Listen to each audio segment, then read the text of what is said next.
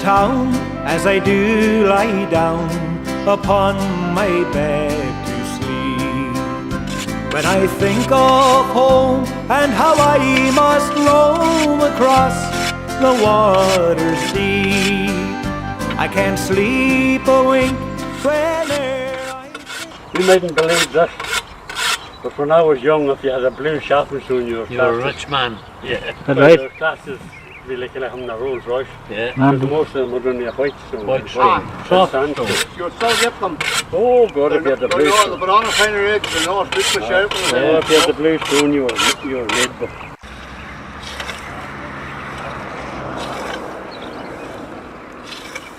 of you and my Cullion, will I never more see you restored and the lush in the fields so green. In my youthful sport I did resort to dear old Cullion, and it runs in my head the old cow shed I ne'er will see again. For a long, long while I'll be in exile until God's will has been for me to roam back to my home and the lush in the fields so green. In thronged streets where I oft did meet with the boys so bright and gay, where we did conspire to our heart's desire and always got our way. 'Twas through the town that I used to roam down when I was age 16. How I did delight to roam at night through the lush in the fields so green.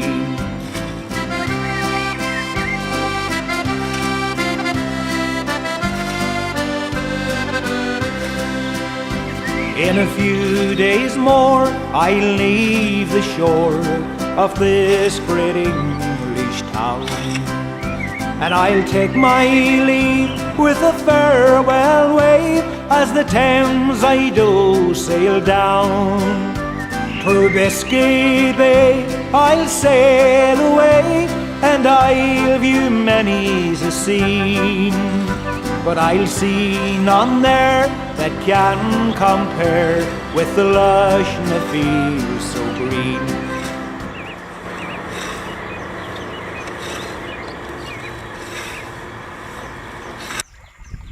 you seem to be able to use the stars fairly good there, John.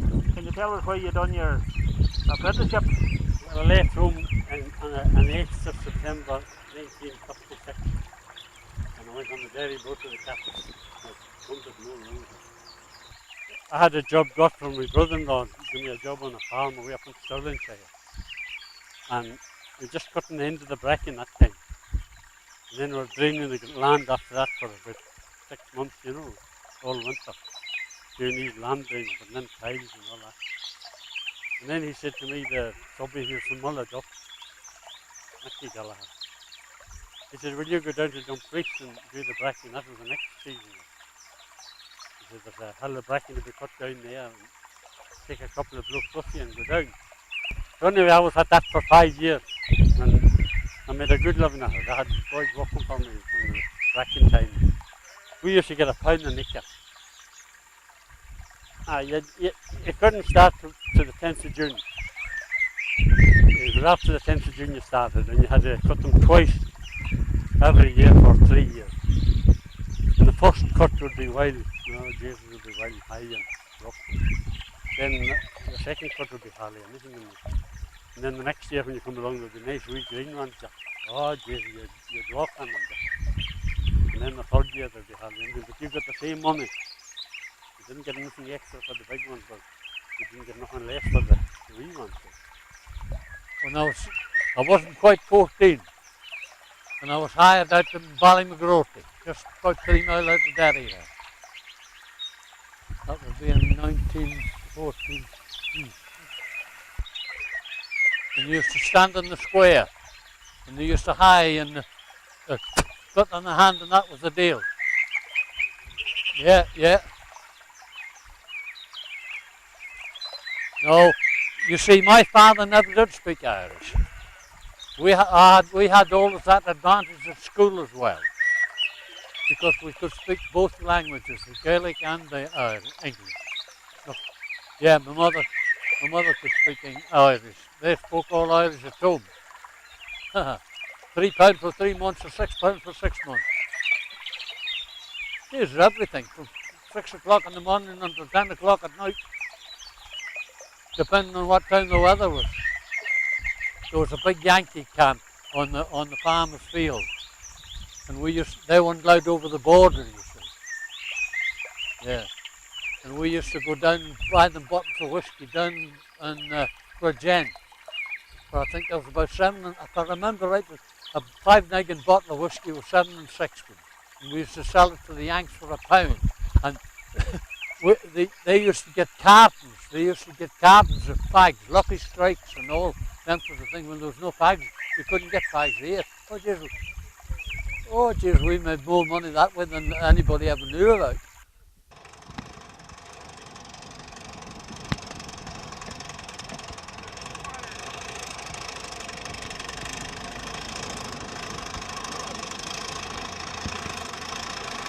I often dreamed of Ireland across the sea. That is my native birthplace and where I long to be. Hello, I left that long ago. Hello, old Ireland, where I spent many happy days in the county Johnny Hill. I still can see my mother on that morning long ago. She was so frail but beautiful, her voice was sad and low. And as she coined her silver hair, her hands were white and still. Her mother loved her little home upon the hill. I could see the angry in her face as she said her last goodbye. She threw her arms around me as tears ran from her eyes. She says it's sad you have to go, for you each night I pray. I'll ask the Lord to spare me till you return someday. And as I held her by the hand, I knew we hadn't to part. I left my mother all alone, all with a broken heart. And as I crossed that stormy sea, that night I cried my fill. I left my mother all alone in the country Johnny Hill.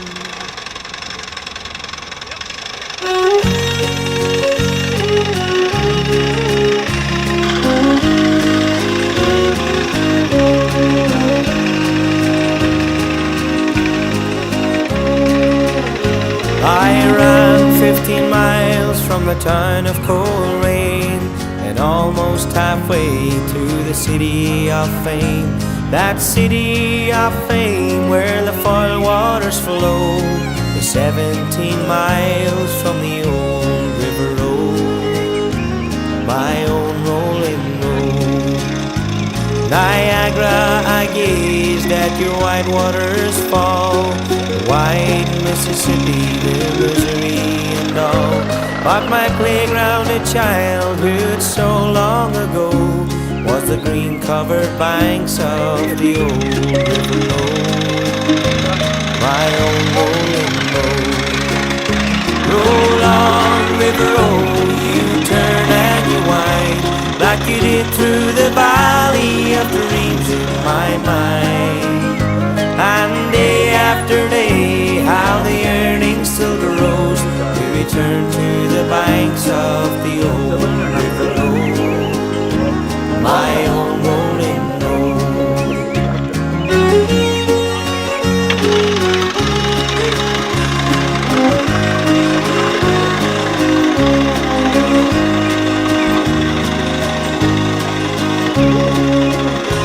In the valley so often was heaven to me. I'd walk to the Regal, the movies to see John Wayne and Gene Autry, though they didn't know, rode along on the banks of the old river road, my own rolling road. There's a little thatched cottage on a seacoast road farm. The fire's still burning and there's logs in the barn, but there's nobody home but my young brother Joe, on a hill o'er the banks of the old river road, my own rolling road. Roll on, river, oh, you turn and you wind, like you did through the valley of dreams in my mind. You have a acre called the yearly cut, that's all. For charity too. All the same thing. Same thing. For then I have a thrasher with a barn mill, you know. I have a barn mill, Victor Scott come here, have horses and drive the horses around and drive the barn mill. Then you have to corn up and put it in the fan and clean it. And then we do a bit of foraging too as well, a foraging all as well.